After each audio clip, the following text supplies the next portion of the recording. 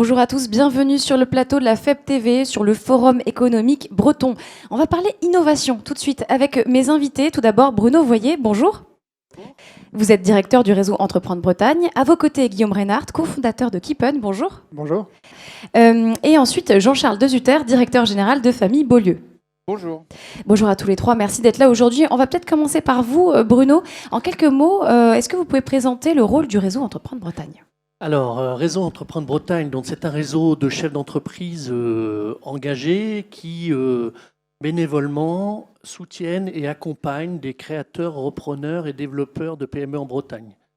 C'est-à-dire que nos membres, nos chefs d'entreprise, sur tous les 4 départements bretons, donnent du temps bénévolement pour conseiller, épauler, valider et accompagner les projets de création reprise qu'on accompagne. Donc, c'est 70 projets que l'on accompagne par an en Bretagne. Et depuis 2003 que Réseau Entreprendre Bretagne existe, c'est 650 PME qui ont été soutenues, représentant 8000 emplois sur la Bretagne. À vos côtés, donc, des personnes qui ont profité du réseau Entreprendre Bretagne. Vous, Guillaume Reynard, cofondateur de Keepen, peut-être rapidement un petit mot sur la société ?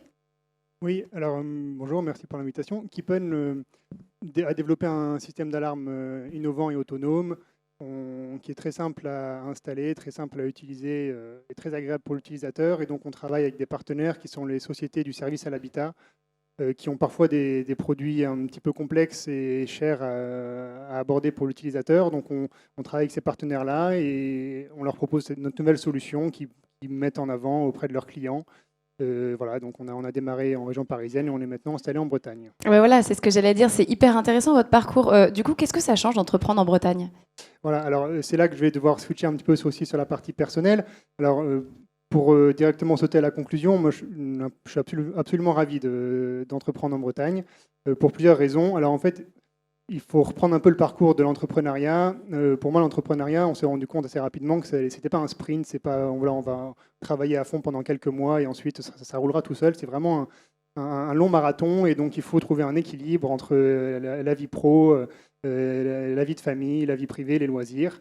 Et on s'est rendu compte au bout d'un moment qu'on ne retrouvait pas forcément tout ce qu'on cherchait dans les grandes agglomérations. Encore une fois, c'est personnel.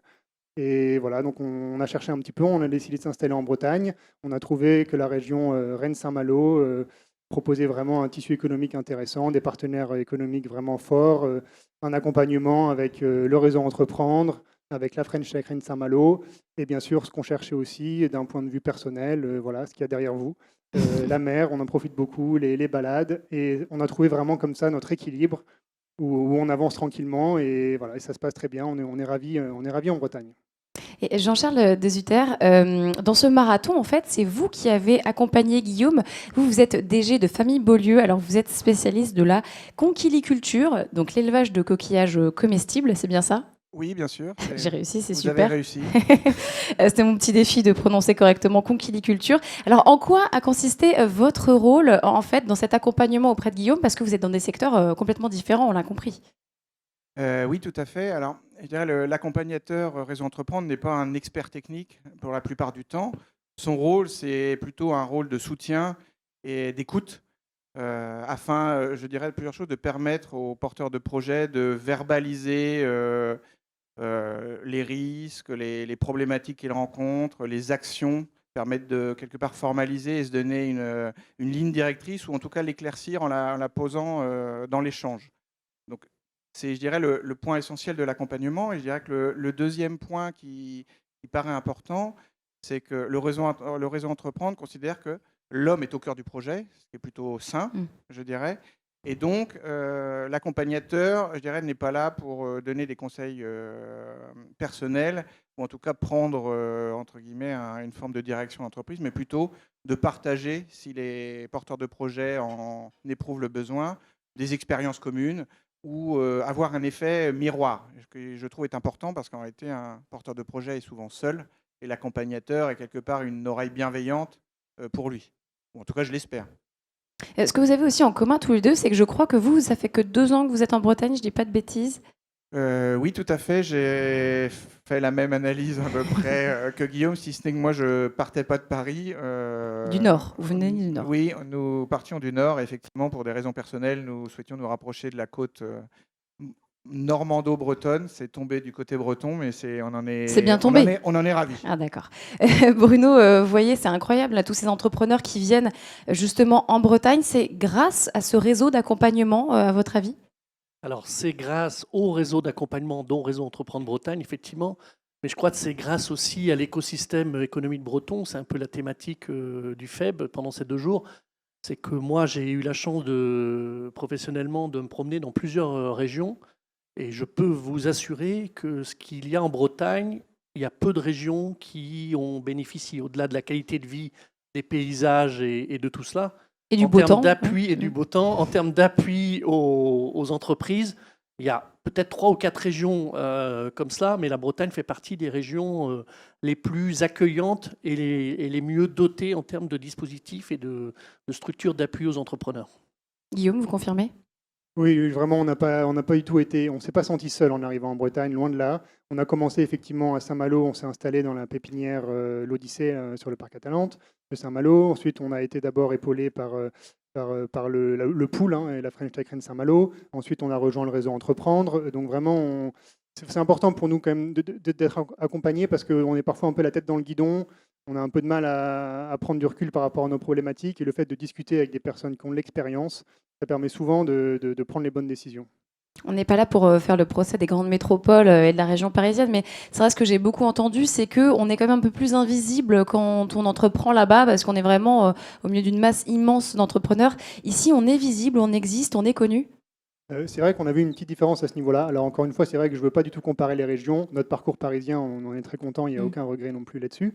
Mais c'est vrai qu'en arrivant en Bretagne, on a eu l'impression d'être un peu plus visible. C'est vrai qu'en région parisienne, même au niveau des acteurs institutionnels, parfois on est un dossier parmi d'autres et c'est pas évident d'avoir le bon interlocuteur au bon moment. En Bretagne, on a vu qu'il y a plus de disponibilité, plus de temps est accordé à chacun. Ça, c'était appréciable. Jean-Charles, qu'est-ce que ça vous apporte, vous, ce rôle d'accompagnant en tant qu'entrepreneur aussi et dirigeant? Je dirais, en fait, en réalité, l'effet miroir, il fonctionne dans les 2 sens. C'est qu'en accompagnant des porteurs de projets et d'autres dirigeants, entrepreneurs, ça nous amène aussi à nous poser soi-même des questions sur la manière dont on fait les choses et est-ce qu'on les regarde de la bonne manière. Et puis, je dirais, c'est une relation totalement différente, puisque pour un dirigeant, le quotidien, c'est une relation qui est rythmée par la vie de l'entreprise et par aussi ses exigences. Dans le cadre de l'accompagnement, ça nous permet aussi d'avoir, en tout cas moi je le considère comme ça, un moment finalement, une parenthèse dans la semaine où on peut discuter finalement sans être rythmé par sa propre entreprise. Et ça, je trouve que ça n'a pas de valeur. Un petit mot hors sujet, mais ça me passionne. Ça se passe comment, du coup, vous, votre boîte, la Conquiliculture, en ce moment, la relance, il y a eu la crise. Comment ça se passe pour les coquillages? Alors je dirais, c'est vrai que nous, on a la particularité de finalement de travailler dans un environnement qu'on partage avec tout le monde. Les milieux urbains, le tourisme, les pêcheurs. Et ça, c'est une vraie contrainte pour nous, surtout à l'heure actuelle. On a une année qui a été effectivement difficile. On a commencé médiatiquement l'année avec des problématiques de gastro, des huîtres, en tout cas dans les médias, ce qui nous a effectivement rendu la vie plus difficile pendant quelques temps. Et puis on a enchaîné, mais là, comme tout le monde, je dirais, avec le Covid. Et aujourd'hui, ça va mieux? Alors je dirais qu'on est en phase de reprise. Alors déjà, on a une chance énorme, pour reparler de la Bretagne quand même, c'est qu'on est dans une région touristique forte et qui a vécu, je pense, plutôt un bel été sous ces aspects-là, ce qui pour nous a été un soutien quand même important.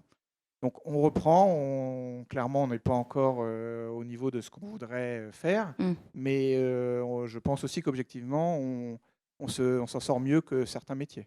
Donc on est très content. La reprise, donc elle est là, c'est ce que vous nous dites, en tout cas pour vous. Pour vous deux aussi, j'ai envie de poser cette question-là. Est-ce que vous sentez que ça repart? Est-ce que vous êtes optimiste pour le futur, pour votre entreprise notamment? De mon point de vue, oui. Alors après, c'est qu'on est dans un secteur qui n'a pas été spécialement touché par les derniers événements, donc on est optimiste. Oui, on est vraiment optimiste. Il n'y a pas de... Ouais, ça marche bien. Ça marche bien, c'est ce qu'il faut retenir, Bruno. Vous voyez, ça se relance en Bretagne? Alors, nous avons été dans une phase de confinement pendant 2 mois et demi, 3 mois, et je me disais, tout va s'arrêter. Et figurez-vous que le 2 avril, nous avons été sollicités par des porteurs de projets qui avaient l'intention de créer une entreprise en Bretagne. Et là, je me suis dit, comment le 2 avril, on peut avoir l'idée de créer une entreprise en Bretagne? Et finalement, Nous n'avons pas connu de baisse d'activité en termes de demande de créateurs-repreneurs. C'est identique à l'année dernière.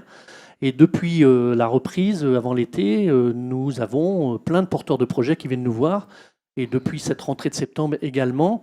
Après, nous sommes optimistes. Je ne vous cache pas qu'il y a quand même quelques secteurs d'activité, en particulier dans l'événementiel et la communication, qui souffrent énormément, et un peu dans le CHR. Alors, comme l'a dit Jean-Charles, la Bretagne était bien pourvue cette année en termes touristiques, mais il y a quand même des territoires en Bretagne qui sont moins touristiques et qui souffrent énormément dans le secteur qu'on appelle CHR aujourd'hui. Mais globalement, je pense que la Bretagne s'en tire bien mieux que d'autres régions, et en particulier grâce au tourisme et à l'agroalimentaire aussi, qui est le tissu important de la Bretagne, et c'est quand même la Bretagne qui en grande partie a nourri la France pendant le confinement. Il faut le savoir. Mais je pense qu'on le voit, l'événementiel en Bretagne, ça repart. On le voit aujourd'hui avec le FEB. On est vraiment ravis d'être avec vous aujourd'hui. Merci à tous les trois d'avoir répondu à notre invitation sur le plateau. Aujourd'hui, restez avec nous. On va parler avec Brice Rocher, donc le président du groupe Rocher, tout de suite. Merci, à tout de suite.